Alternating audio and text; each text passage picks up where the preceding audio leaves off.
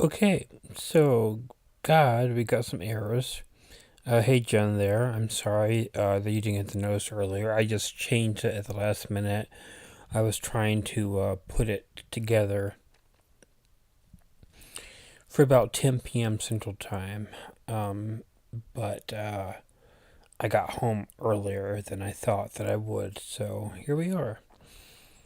Now I'm gonna go ahead and read the story here, so I hope you guys can talk amongst yourself, but I'm going to read the story by Chimera Cat, who has been one of the most constant supporters and submitters to my channel. She's given me some very good stories, her and her husband. They're pretty descriptive, but I'm going to think that the majority of you like these stories, and I'm going to make you, hopefully, enjoy this one. So we're going to say hey to Don. We're going to say hi to Claire, hi to Patty. Happy Halloween to all of you. Hey there, Dan.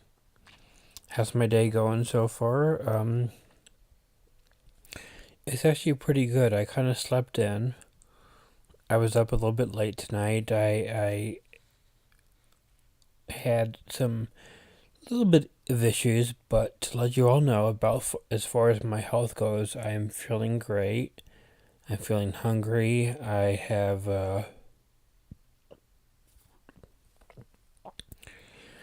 my nauseated feelings are gone. So at the moment everything is going good. So I thought at first that I probably would not be online as early as now because I wouldn't be home, but I am. So what I'm going to do right now is I'm going to read a story by my friend Chimera Cat, and I'm going to read this story completely off the cuff because I actually have purposely not read it yet because I wanted to give you guys something new and not rehearsed.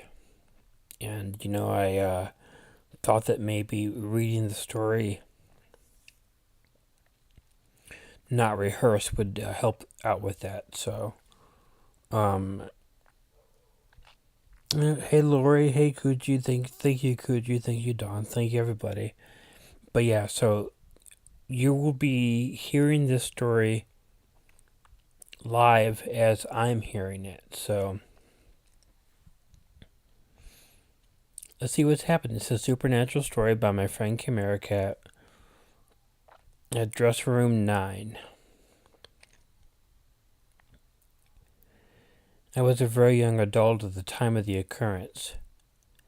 My closest friend in the entire world at that time was a 6 foot, 3 inch tall man that was as gentle as a kitten, with a heart of gold and an eye for women's clothing.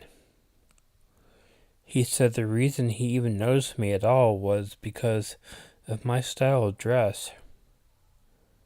I was very into lace, satin, and velvet, though I never owned real satin in my life. I tried to find anything as close to that as I could afford. I was into the gothic look. Over the hand sleeves, high neck collars, and blacks. Mostly with some dove grays and midnight blues, forest greens, and occasionally stark white. Clay was always vocally admiring my clothes, saying, "I wish those would fit me." I'd smile and shoot back with, "So do I," knowing that he was referring to our being not only friends but sisters. Then we would jump into his car. after that look in his big blue eyes, would beg me to please go with him to the big and tall women's shop across town to search for his clothes styles. On the way, he'd inform me he was entering a drag queen contest, his voice excitingly telling me when and where. As we drove to the shop, they had extra full figured women's sizes and a tailor on staff. He told me about the place the contest was to be held, and that I probably wouldn't like it, because the place was reputed to be haunted. I told him, I have to think about it. When he heard the apprehension in my voice, he said, But I don't believe in those things, it's just a tale. Whenever he gave me that clever little grin of his, I'd almost always do whatever he asked, and he knew it. So he'd use it from time to time, to its full advantage. Only this time, it didn't work quite as well as he'd hoped. I had already told him about being haunted by some unseen force that scared the hell out of me, my family, and my chocolate cream tortillas shell cat, Shiloh, when I was 15. And how he'd been forced to move as soon as possible and never went back. At first, I wished that he had not told me, but because he was my best friend in the entire world at the time, I knew he would never personally hide anything from me, nor I him. Nonetheless, Clay started to protest, his voice getting more shrill. But Cat, he pleaded, I need you for this. Please help me. Please? Not looking to the road ahead, he swerved slightly as he peered seriously into my gray eyes. But before I could answer, we heard a car horn up ahead. Okay, I agreed. But only because you're threatening me with death by car wreck. A wide smile spread across his mouth and punctuated his left cheek dimple, like mine, lighting up his perfectly smooth, unblemished, and quite handsome face.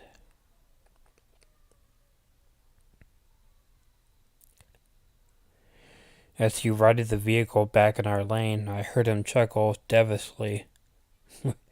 Damn you. I spat back equally playfully.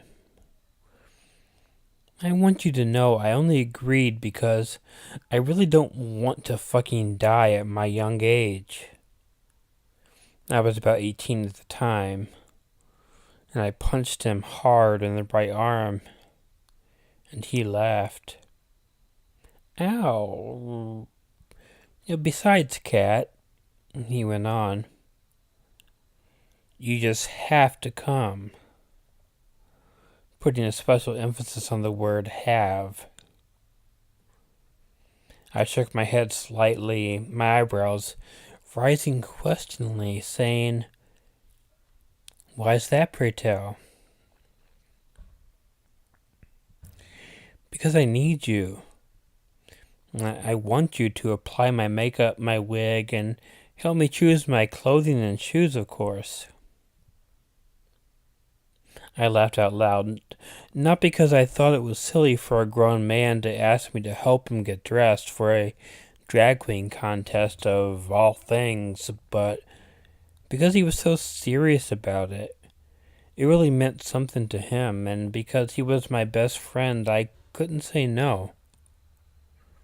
He went on, You know how I always loved your style of dress and your gorgeous makeup. Please? You began again. But before he could go on, I gently cut him off by placing my smaller white hand on his, like a mother to her child, and just looked at him with the most sincere and reassuring, "Of course I will, dearest Clay." My unspoken words and gestures smiling at his request. After all, I thought, I would be remiss to turn down so charming, dashing, and large a gay blade like Clay. He reached across his long arm and pulled me close and hugged me gratefully, like a big brother before a big game. And I said, "And you will win this contest. Not because of anything I have to do with it, but because you are honestly the best." Yeah, I heard his voice break slightly, and a genuine tear of sheer happiness beaded on his perfect clear blue eyes just before he wiped it away. We chose a hint of Gothic lace, high collar and long, over the hand lace sleeves. The makeup was applied with emphasis on the eyes and cheeks to bring out the character and daring, which he had plenty of both. I used color to accentuate his mind and spirit, a kind of modern Vaslav Nijinsky. He was superb and ready to be crowned drag queen extraordinaire. I was standing behind him, having swiveled his chair to face the huge lighted glass mirror, and arranging his strawberry blonde wig when I heard an exclamation of awe that trailed off into a gasp. I frowned slightly, just before the lights were extinguished, because I had seen, or thought I had, a face, a woman's face, but looking almost real, as if she were sitting looking at herself in the mirror, in the same chair that Clay was occupying.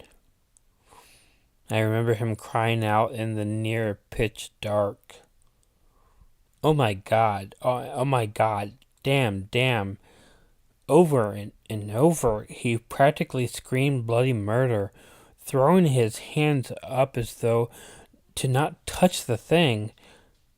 He moved so fast, I never saw him get up from the swivel back chair. Spinning now, the only sign that he or she had sat in at all. Scared, I wanted to get away as fast as I could, but before I could move, Clay had wrapped me in his long, loving arms, protecting me and him in the near total dark. The lights on the mirror were strangely still lit. I could feel his heart hammering inside of his chest, leaching through his costume, shuffling like a couple of Siamese twins in a straitjacket made for two. Arms locked around each other, we made our way to the door. He kept muttering under his breath, "Cat, cat, cat." That scared the holy. Oh God, Cat. Did you see that? His long, black painted nails digging into my left arm. He was more frightened than I was. "It's okay, sweetie," I squeezed, holding onto his waist as tightly as I could, but he just kept on with, "No, Cat. That thing was right there with me. It was sitting in the same chair." I know. I saw it too, but calm down, Clay. You need to calm down. But, he continued, and then he looked at me hard with abject terror in his eyes. I'd never seen him like this before. He opened his ruby red lips one last time to protest when the safety of the lights that were still on in the hall where we'd retreated made us turn one last time to look back in the dressing room where the dressing room table lights flickered strangely. Refusing to look any further, he reached behind himself at the gradually closed pneumatic door and slammed it the rest of the way shut. I unfolded myself from his tenacious grasp and managed to unclench one hand, finger by finger, with my right, when I realized that my left arm was in pain and practically useless. I ignored the pain and focused on him. "So, Clay," I winced, "you want to win this contest, don't you?" The question helped to take his mind off what happened and refocus it on recollecting why we'd come here in the first place. His body relaxed and his mind seemed to remember that it was nearing the time for the show.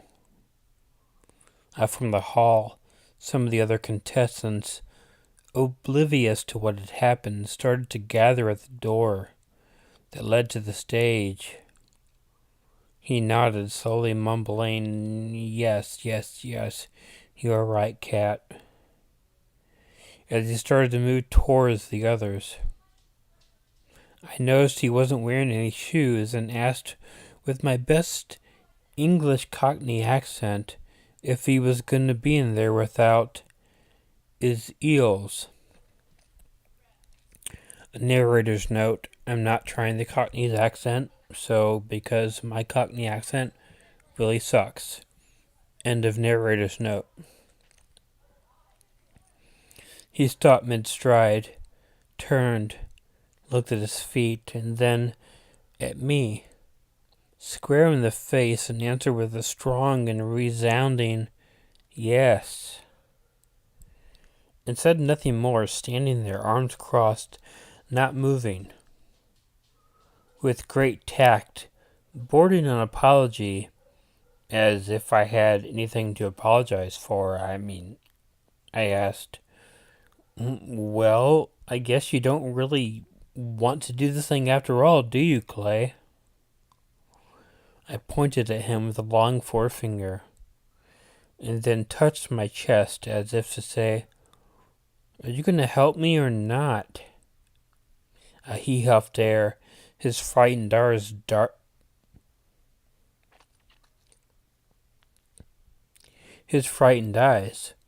darted back towards the dressing room that we just vacated, and I went on, "I do not want to go back in there either, Clay, but..."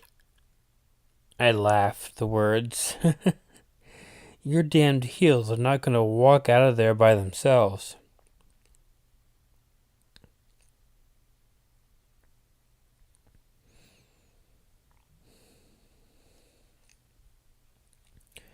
At that, his eyes grew wide.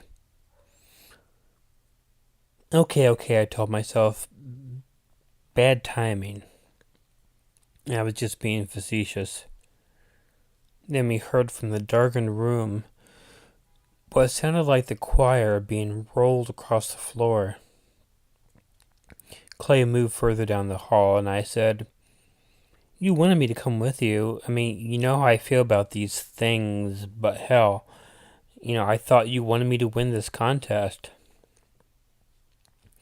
Then, in my best James Cagney, again, narrator's note, I'm not going to do a James Cagney impression. End of note.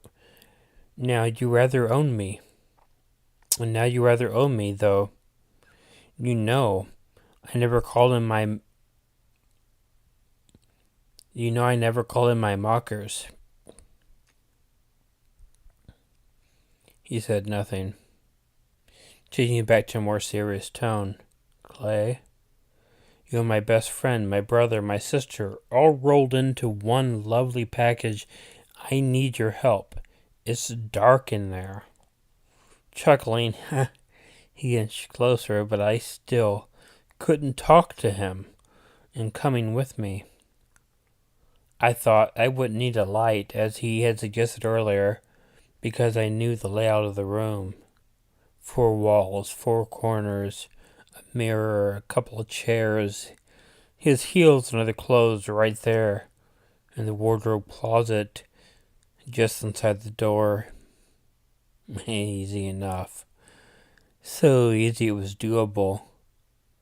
Definitely doable, I told myself. Even in the pitch black, I reassured myself, yeah, All right, I told the gloom, and set myself ready to go to war. I hated ghosts and things that are unseen.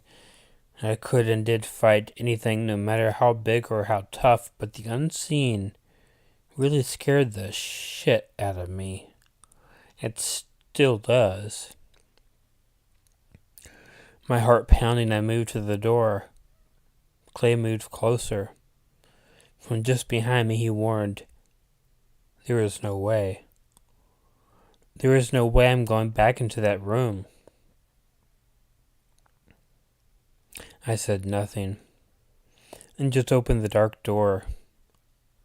The goth in me, all those years ago, was now being fulfilled.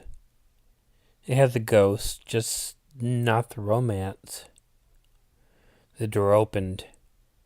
I heard nothing beyond in the gloom and dead silence. A bit of light from the hall filled in some of the inky darkness and cold gray just inside the room. Cautiously I peered, looking for the wardrobe directly along the wall. From the door on the far left corner, I thought it was closer until I emerged completely with the darkness, and then it seemed further away. Stretching out my left arm, my right still holding the door open, I ventured out towards the corner as far as I could go, until my right hand reluctantly let go of the door. Fingertips still outstretched, reaching for the gradually closing door that was behind me. I sighed and then tensed suddenly at the sound of the door opening again. As I turned, squinting my eyes, straining to see, I heard the door close again, and I strained even more through the now dull, dimmed light of the dressing table. I knew beforehand who it had to be. "Cat, are you okay?" He'd made it after all. I inhaled fully and gratefully and sighed, asked, "Clay?" I pretended like I didn't know who it was. There was a long pause, and then a nervous chuckle. Of course I knew who it was, and now he knew it too, and he laughed softly, and I thought, how strange we were still whispering. Was it because he didn't want to make the ghost mad? Or because he just couldn't make himself talk normally? Knowing Clay, I didn't want to push him too far and watch him turn around and run back out the door. I needed someone to watch my back while I got his shoes, so we both could get the hell out of there. But before I could finally and really rally the two of us back to the wardrobe, the lighter Clay was using our only light source went out. He found it along the wall on the floor, outside in the hall, just before he'd gotten up the nerve to join me. Apart from the dead silence of the room, The only other thing that could be heard besides our breathing and my occasional shit, quote unquote, shit, when I run into something was the sound of Clay repeatedly clicking the lighter, but to no avail. Frustrated, I said, "Clay, do I really have to point out the obvious?" He clicked it one more time, obstinately, as if in protest, and listlessly dropped it on the floor. No. Thank you, I sighed. Immediately I was sorry for what I'd said when I realized that the lighter was a kind of security blanket. It gave him something to occupy his mind besides the spook in the chair. I almost broke down and told him it was okay to find the lighter again, but I just couldn't bring myself to do it, because I knew I couldn't go through another second of those annoying clicks from hell. I knew he was okay with it when he reached out into the darkness and grabbed my elbow, holding on for dear life. My elbow was his new security blanket. "Let's move," I whispered, and he agreed. I could feel him rustle up next to me, his lace sleeves grazing my left arm as we began moving once again towards the wardrobe. Even though I knew he'd said no. Almost every step of the way since sitting in the ghost's lap, he'd never let me down. And eventually went along with it anyway, proving to me that for a good reason, he would always be my best friend. I never loved him more that minute than I did in all the years that I knew him. And as we drew closer to the wardrobe, my fingertips tracing the smooth, cool cinder block. Still thinking I didn't need a light, I nonetheless strained again to see, and then made an effort to calm myself down so I would not get a tension headache between both eyes and down the back of my neck. I forced myself to relax my face and shoulders where much of the stress was centered, and felt the headache slowly diminish. After what seemed like an eternity, we reached the wardrobe and began fumbling in the dark. The clasp that held it shut kept eluding me as if something, I dare not say what, was preventing me from getting into the wardrobe, finding Clay's shoes and the rest of his things, and getting the hell out of there.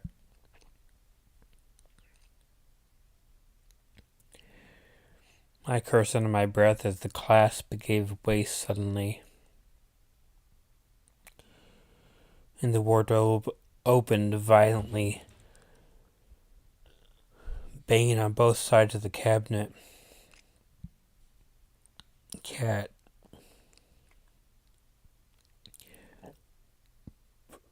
please tell me you did that," Clay asked in a desperate whisper.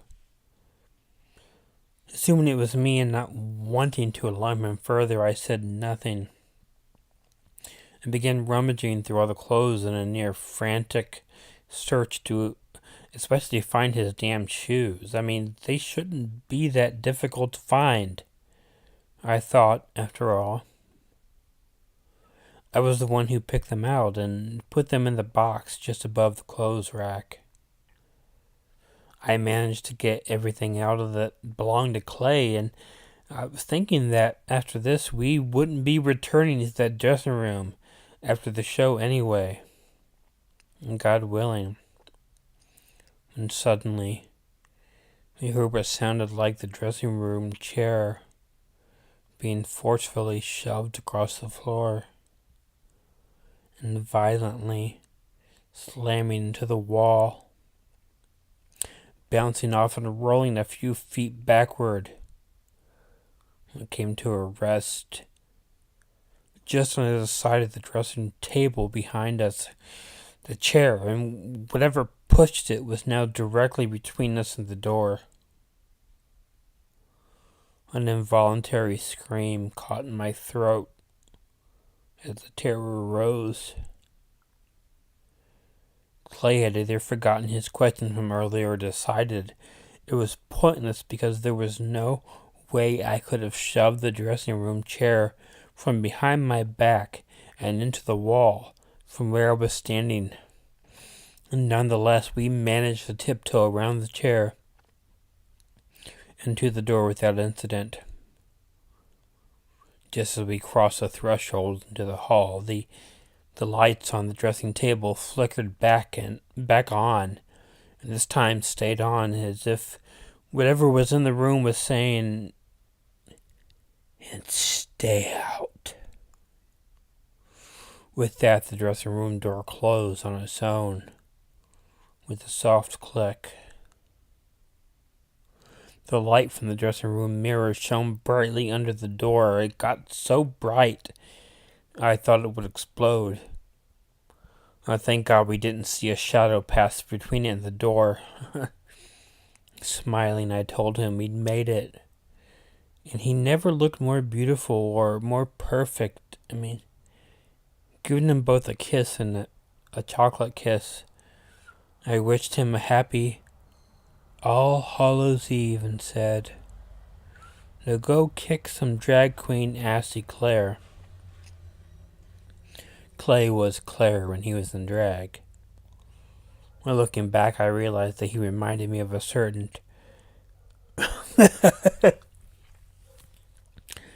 Looking back, I realized that he reminded me of a certain killer orange cat.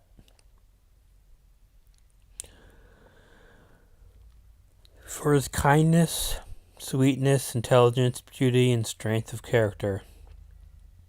But I digress. Narrator's note. Again, I didn't read that before, so that caught me by surprise.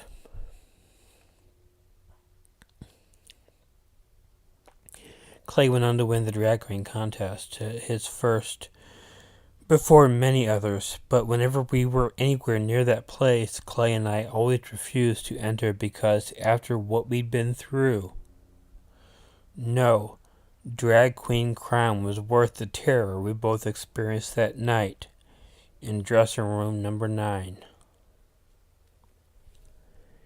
Good night.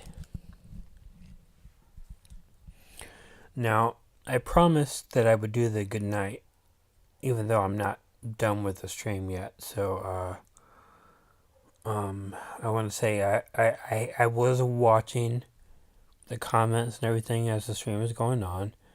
I'm sorry that I didn't respond as the stream was going on because everybody was saying stuff, but I was trying to keep the story going on, And but I want to say, Lindsay, I see the $2 that you donated to the channel.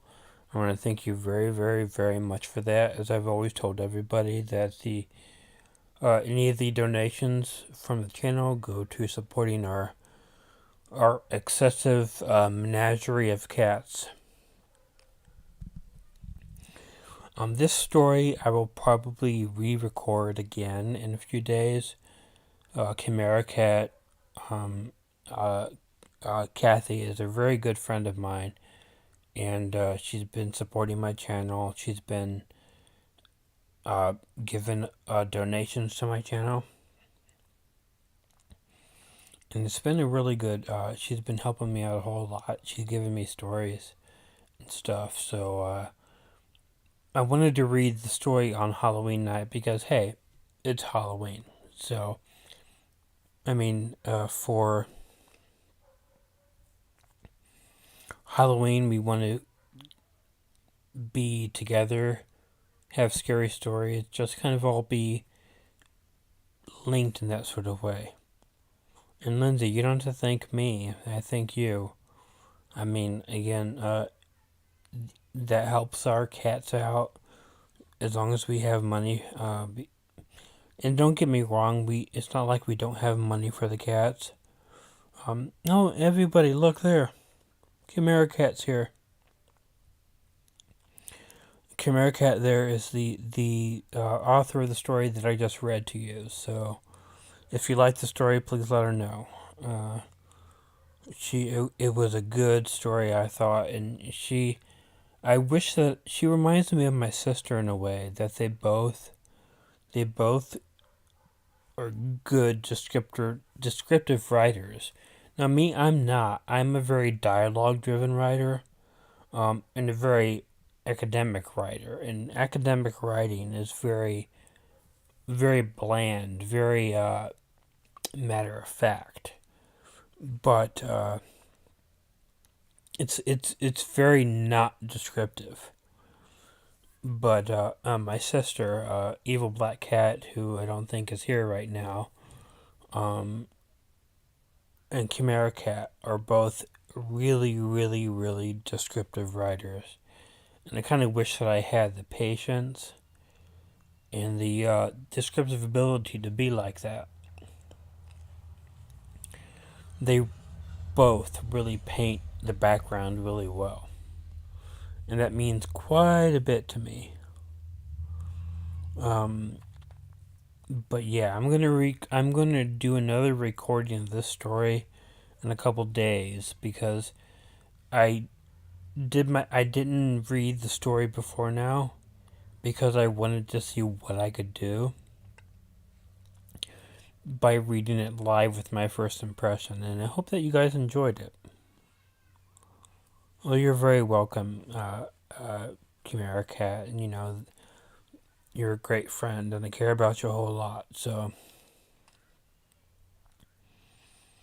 Lindsay says I do it for the right reasons. I'm a great person. Well, thank you. I do it for two reasons. I do it to tell scary stories, which I've always liked, and I do it for my cats because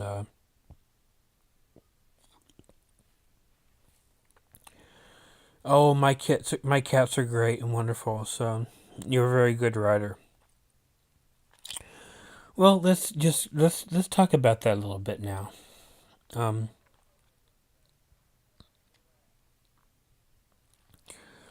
Now, I think I mentioned yesterday I've probably had 1,400 individual stories in the history of this channel. And about 10 of them are based off my own life experiences. It might be more. I can't say that I know for sure whether it's more or less. But I've had some scary experiences in my life. I think I think one of the scariest stories that ever happened to me was when I was at somebody's house and they had invited me over to watch some scary movies. You guys know I like scary movies. And I went over, and I'd never been at the house before. And I came in, and it was a 2-story house, but it also had a full basement. But I admired the staircase that went from the second story to the first story to the basement. And the very first thing the guy said to me when we were hanging out was, "Oh yeah, if I wanted to be a serial killer, I could just hang people from the top room and put them in the basement." And I'm like, okay, I don't know how to feel about that. I mean, again, I came over to watch scary movies, and I don't think that if I invited somebody over to my house to watch scary movies, that would be the first thing I said to them. In fact, I can pretty much guarantee you that would not be the first thing I said to them. So from that moment on, I just wanted to leave. but I'm way overly too polite. And I was like, okay, well, I'll watch a movie with him. So, and I'm a white wine guy. He's like, oh, you want some Chardonnay? I like Chardonnay. So he's like, oh, yeah, I got a couple bottles of Chardonnay. He went and got me a glass of Chardonnay. And I'm like, I don't want to drink this. I did not want to drink that wine, and oh God, I mean, I'm not an easy person to scare, but I was sitting there and I was, God, should I drink? Should I sip the wine just to make it seem like I sipped the wine to make it seem, and I was scared that he drugged the wine. And I got through the first movie with him, barely sipping on the wine and just like scared shitless. I mean, excuse my language, but scared shitless. And and I'm a trained fighter. But I was scared. And after the movie, I'm like, I'm not feeling good. I got to go home. And he's like, well, you can spend the night here. I'm like, well, I only had half a glass of wine. I'm fine. I'm fine. He's like, oh, yeah, but half a glass of wine is still half a glass of wine. You should probably sleep here. I'm like, no, no. I take certain medication for my, no, my OCD. I need to, I need to go home and take the medication. I actually told him the medication was, and I'm not lying to you guys by telling you this. I'm telling you the truth. It was antipsychotics. I took a medication called Seroquel at the time, and it was an antipsychotic. And that was my thought. I tell you that I'm taking antipsychotics. Either you be number one thinking, hey, that's pretty scary. This guy takes antipsychotics. Let's let him go home. Or, hey, this guy needs his medication. Let's let him go. He would not stop. And it just really, it got scary for a point of time where I just thought I wasn't sure that I would be able to get out of that house without a violent encounter happening. And I don't like that. Again, I'm a trained fighter. I don't like violence though. It's for me violence. I love horror. I love doing these stories for you guys and everything, but I don't like physically harming somebody unless I have to. And fortunately, it all didn't end up like that way. And I was able to get myself out of the house and drove home. A 2.5 hour drive. It may have been 4 o'clock in the morning when I got home. And about 7 o'clock in the morning, the buzzer on my apartment kept ringing and stuff. And I'm like, what the hell's going on? When I peeked out the window, and he was out there. I mean, he drove 2.5 hours, maybe only 2 or 3 hours after I had left without telling me. 2.5 hours. You're kind of messed up. I'm like, okay, I'm not answering this door. And he got mad at me for not answering the door, and I mean, after a while, drove back home and told me, why didn't you answer the door? I knew you were there. It's like, because you're a freaking psychopath, and because the fact is that if you look at everything I just laid out, your actions are pretty wonked out. Pretty wonked out. And it was like, I mean, there were more times, and I'm going to tell you a couple more times before we end tonight. The times that I was scared.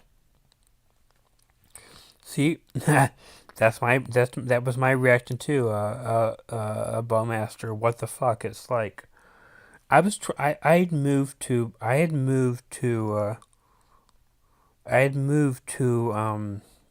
Verona, Wisconsin, because at the time my dream was to go to University of Madison, Wisconsin. Because it's one of the top it's usually one of the two top psychology schools in the country. So I was trying to establish residency, and I tried to make new friends, and that's why me and this guy had this connection. I was trying to make friends and stuff, and what did I end up with? Knowing a crazy person. Okay, first I want to say happy Halloween to you too, Michael. Allie, I'm just so in love with you, Killer Orange Cat. Well, thank you very much. But you can do better than me, I promise you. Lindsay was on Seroquel until last fall due to my pregnancy.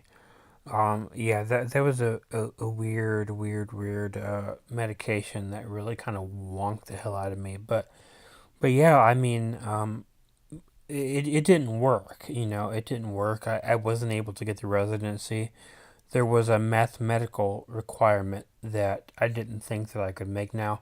In retrospect, when I went back to Illinois and back to the community college in Illinois, I realized that my math skills were a lot better than I thought they were, and I probably could have taken a test to meet the mathematical requirement, but I just had to get back to Illinois after that. I was really, really scared, really worried about everything that went on. So now, I mean, that's not. It's weird and messed up as this story is. It's not the scariest thing that's ever happened to me. The scariest thing that ever happened to me was when I had a mental breakdown based off the movie House of a Thousand Corpses. Most of the people that have been with me for a very long time know about this. That there's a word. I mean, I have very severe obsessive compulsive disorder, and there's a word that triggers my obsessive compulsive disorder very severely. And when I was younger, that happened to me, and I had a complete nervous breakdown. I came out of that in a much better, much more positive place. But at the time, I wasn't feeling too nice, too positive, or anything like that. It's like I was having hallucinations. At the time, I thought they were ghosts. I thought I was seeing ghosts. I had seen little lights flickering in my bedroom. I'd seen this really fat guy covered in boils. I don't know how to explain it, but if you watch the first Dune movie, he kind of looked like the Baron from the first Dune movie, or he looked like if you watched Tales from the Crypt with the Santa Claus that broke into the house. A really big fat guy covered in boils and stuff, in pustules and boils. Walked by my bedroom. I had seen a shadow moving, of an arm moving towards uh my shower curtain when I was taking a shower. I didn't even see that until I just said that, but yeah, until the one in the shower. I was taking a shower, and I always, even to this day, I will keep the shower curtain open about half a foot because I grew up watching Psycho, and still that scene is still the scariest scene from a horror movie ever made. And And yes, Marley, the David Lynch Dune, with the Baron and with the boils and stuff. But I was taking a shower. I was getting my hair all lathered up, and I saw an arm, the shadow of an arm, coming towards my shower curtain. And I freaked the hell out. I grabbed the shower curtain, thrust it open, and nothing was there. I I then at that point got turned the shower off, got out of there. I rinsed my hair off, which was full of shampoo in the sink, because I was not going back in that shower. And I left that, and I didn't go back to my apartment for like 3 or 4 days. No, I was absolutely scared out of my mind. Um,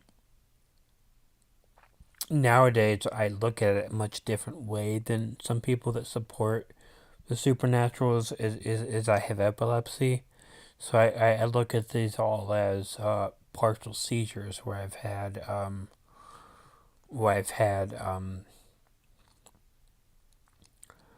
partial seizures where it can cause auditory or visual hallucinations. But who knows? I mean, who knows exactly what happened? I don't really know. I know that I saw these things. I know that they happened. Um, but I was gonna tell another story, but the writer that sent the story to me has since today sent me a message that leads me to believe the story wasn't complete and utterly true. So I'm not going to tell that story. Um,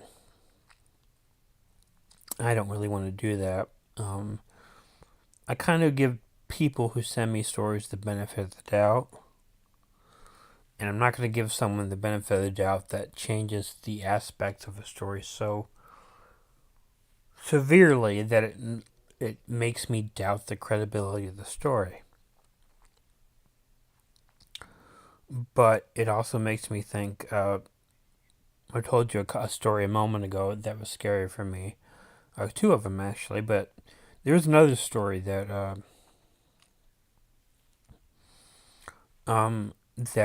really terrified me when it happened, and I told this one. It's on the channel there somewhere, and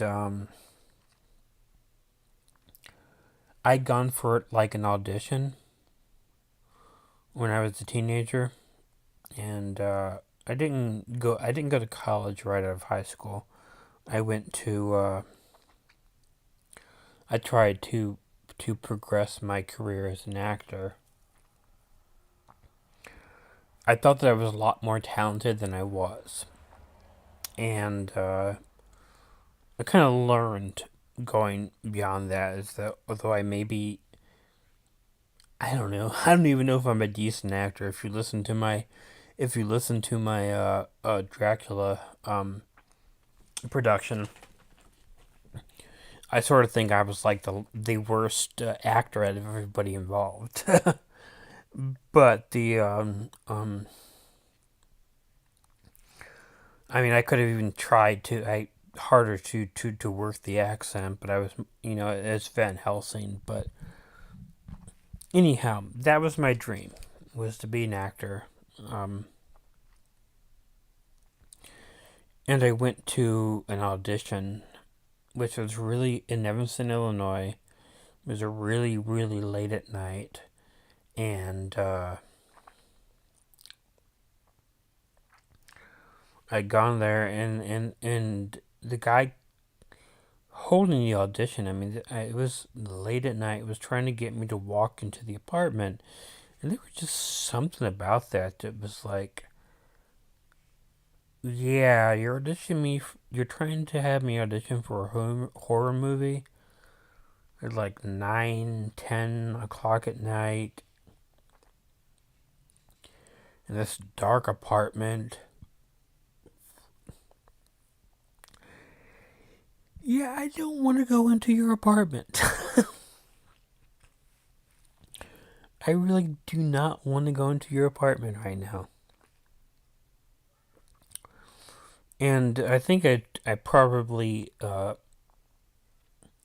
described to you a few moments ago how I'm not always really good at extricating myself from a situation.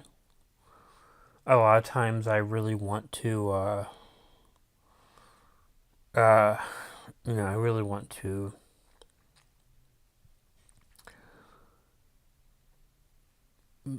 make the best of it as I can. And I don't always do that very well, so. And it's weird because you would think that if you felt like you were in danger, the foremost thing you would do is just go, just run if you're in danger. But my thing is always if I feel like I'm in danger, I try to make it seem like I don't think I'm in danger, because if I need to run, I don't want someone to chase me. And that's always the thing. The guy with the serial killer house, the the audition, and everything. It's like I don't want you to chase me now. Like nowadays, it's not going to bother me that much because I have some training in several different fighting techniques and self defense techniques. That I can really help myself if I'm going to be in that position. But I mean, these things happened when I was really, really, really young and was not that skilled or knowledgeable in the world. But yeah, some of those people just scared the holy living crap out of me. Now, I'm more scared of things like tornadoes. When another one of the stories that I've told here on the channel was actually a tornado story. When me and my sister, we lived in this house for nearly 8 years now. We moved here in a few days before Christmas in 2013, I'm gonna say. Um, and we had a tornado like the very first night that we were here. It was so bad that the house actually shook. Now I don't know how close it was, but I don't know how close it was, but I remember that we were going to go into the basement. We ended up not going into the basement, but we had our cats. At the time, we only had 4 cats. There was Althea, Rukia, Drusilla, and Ichigo. But yeah, it was pretty scary, and we've had a couple of close encounters since then. But yeah, I've had other tornado experiences too. I think one of the other one of the other true stories that I told you all was when I was with a friend in Florida, and we were driving up through Georgia, and there were these funnel clouds appearing above our head, and it was just like a nightmare and stuff. We were scared to death, and we ended up he yes, I was riding bitch seat, so um don't say anything mean to me. I can admit it.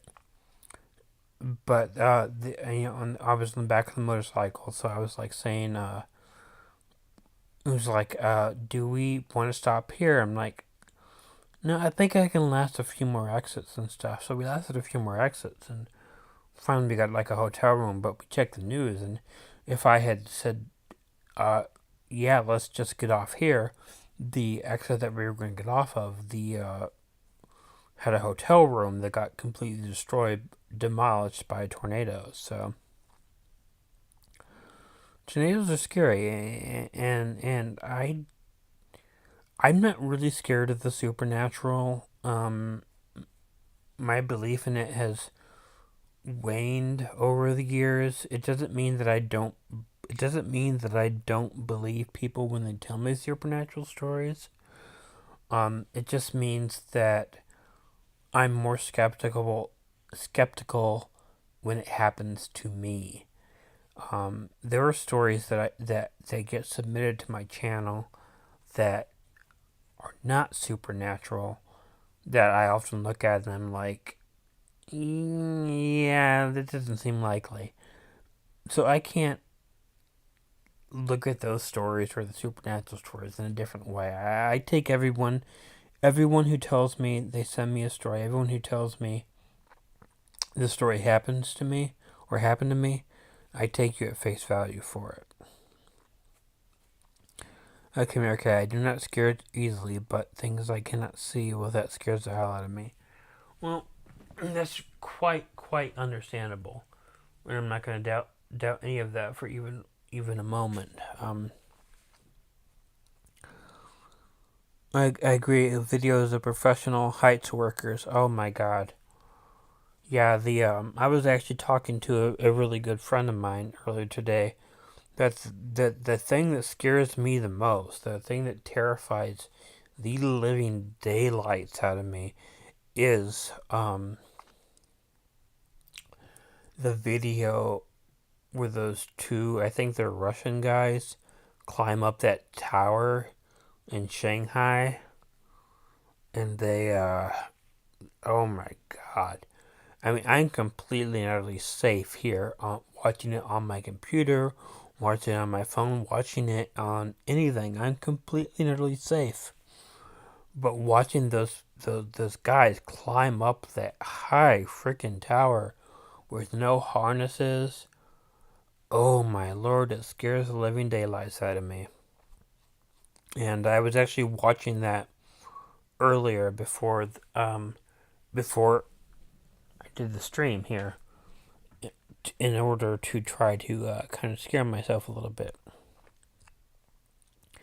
And it worked. It scared the crap out of me. I just can't see these people climbing thousands of feet in the air with no harnesses. It's like, fall, no, fall.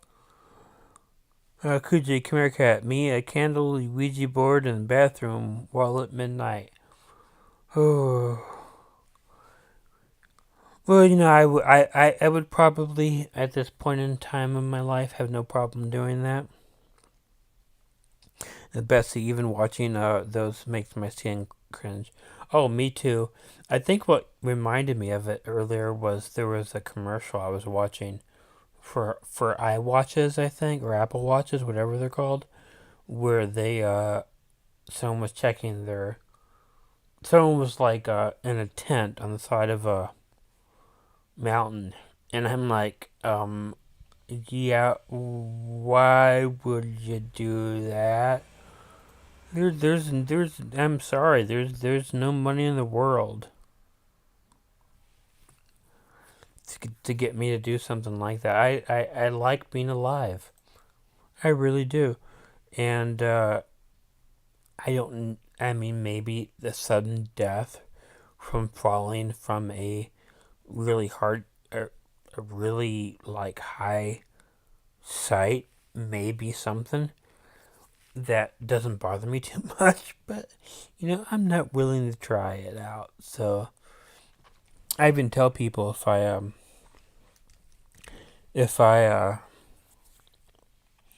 was involved, or say that the show Frasier, which was one of my favorite shows, was real, there's no way I'll go out into that porch. It just isn't gonna happen. Nope, don't want to happen. It's like I don't mind going to the top of a skyscraper. I've been to the top of the Sears Tower, and still, I'm sorry, it's the Sears Tower. I don't care about this whole Willis Tower BS. It's the Sears Tower. And I can look from the top of the Sears Tower and have no fear. But if there was like a balcony up there, no. Isn't going to happen.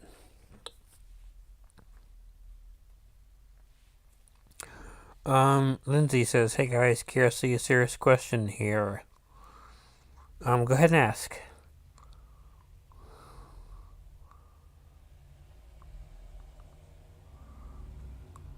My question is, has anyone ever felt the sensation of a cat walking on their bed just out of nowhere and you look and nothing is there? Please link me if anyone else have felt that. I don't know if I can tell you that I felt that, but what I can tell you is this. After my brother passed away, and I'm usually more of the type of person to be able to dismiss things that happen if I feel that there's an explanation for it. For example, I have epilepsy, I have auditory and visual hallucinations. So if I see a ghost, I can look at it that way. But for at least 2 years after my brother passed away, I would wake up because I felt something pressing, like someone was taking their foot and pressing it on the foot of my bed. And I'd always wake up when that happens. And my brother used to always do that to me during our entire life. Now I will be willing psychologically to say, hey, maybe that's some sort of conditioning in my head. But it happened a lot. But it not only it stopped for a while, but then after um that our oldest cat Althea had to be put down. She was it was pretty bad. She couldn't really walk or hold her own weight. She was very incontinent. So I think most people who were around that time who knew what was going on knew what was going on with Althea. So we had to put her down. But Althea did that too. She would come up and she would like lay between my legs because I sleep on my belly. And my legs are usually kind of here, there, and the other. And Althea would come in the room and she'd lay between them. And I would always feel her there. And I felt that a long time after she passed away. And I'm gonna be the person. There's gonna be people who are listening to me right now who are going to say it's this or it's that.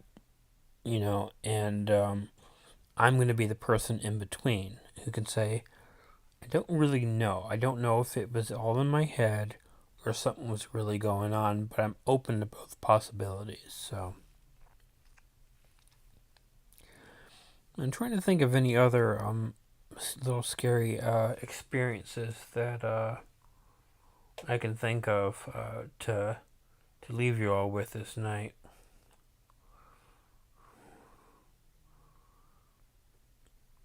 It's actually been a pretty good Halloween for me. I don't know about you guys. Hope it has been good. Hope that I've been able to give you some good stories and entertain you. Um, I'm gonna do another version of that of Chimera Cat's story within the next couple days and have it as its own edited video. So if you like that story, please keep on checking back for that. I really have been enjoying this. I haven't really done as much today as I normally like to do on Halloween's. I'd like to just have this big horror movie marathon. Haven't really done that. But I do have to say that I'll give you, despite me being sick, one of the reasons for that is that, uh, oh lordy, lordy, lordy, admitting this, I don't always tell a whole lot about my personal life. I don't talk about politics, and I will not talk about politics ever on this channel. Um, it's too dividing, it's too negative, it's too weird. Um, but I do want to say one thing before I go tonight, because I'm probably going to go in a few moments here. I haven't watched The Great Pumpkin yet, so I'm gonna watch The Great Pumpkin. I'm gonna watch Halloween, and then I think I just want to cuddle up with a bunch of pillows and maybe go to sleep for a while. And thanks, Kuji. Um, and everybody else, I love everything you said to me. You are the greatest fan base on YouTube. You never let me down, and you're always here for me, and I love you all very, very, very much. Kiwi, I'm sorry you didn't get a trick or treater. I mean, me and my sister have been here for 8 years, and we have not had one trick or treater yet. And we live in a poor neighborhood too. You think we get more of us there? But one thing I do want to tell you all is that uh, I have over the past year reconnected with an ex of mine, and although I did not see this happening, we have rekindled our relationship, and just to let everyone know, maybe this is the greatest thing to say on Halloween, one of my favorite holidays, but yeah, I'm in love again. I'll let you all know more about it when it happens. But for now, I'm gonna go ahead and go. I'm gonna wish you all happy Halloween. Thank every single one of you for being here. Do something scary, think something scary.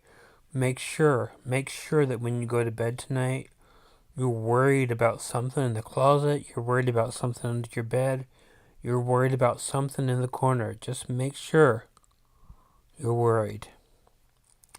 And I'm going to leave you with one thought. Make sure to check in your closet and check under your bed, because you never know where the killer orange cat might be hiding.